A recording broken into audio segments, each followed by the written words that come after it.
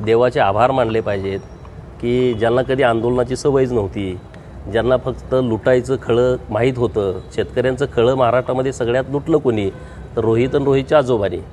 शेतकऱ्यांना गोळ्या घातल्या कोणी? आजोबाच्या सरकारने. मावळमध्ये जेव्हा लोक पाणी मागायला आली तेव्हा तुम्ही गोळ्या घालता.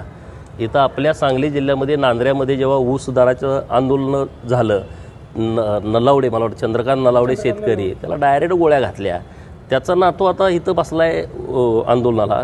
रोहित पवारला माझं आव्हान आहे की जोपर्यंत साखर कारखान्याने FRP दिलेली नाही, ती FRP जोपर्यंत शेतकऱ्यांना मिळत नाही तोपर्यंत त्यांना उपोषणाला बसलं पाहिजे, अन्नत्याग केला पाहिजे. सोलापूर SP साहेबांना माझी विनंती आहे, पोलीस प्रोटेक्शन रोहित पवारच्या बाजूला लावा. त्याला एक अन्नाचा घाससुद्धा खाऊ देऊ नका. नुसत्या बातमीपुरतं, नाटक करण्यापुरतं रोहित पवाराचं हे आंदोलन आहे ते होता कामा नये.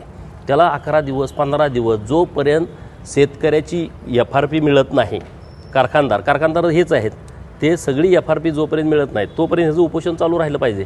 नाहीतर नुसतं नाटक, मीडियामध्ये यायचं, सकाळपासून बसायचं, असलं नाटक असेल तर ते काही योग्य नाही. आणि रोहित पवारला ॲक्टिंग करायचं माहीत आहे, त्याचे ते सल्लागार हुशार आहेत. सकाळी 9ला तू ये आणि मग तू दिवसभर मीडियामध्ये दिसतोय, ह्याचा हा प्रकार आहे. शेतकऱ्याचं काय ह्याला पडलं आहे?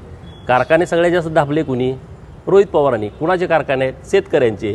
सभासदाच्या फीमधून उभारलेले कारखाने 6 कोटीपासून ह्यांनी ढापलेत.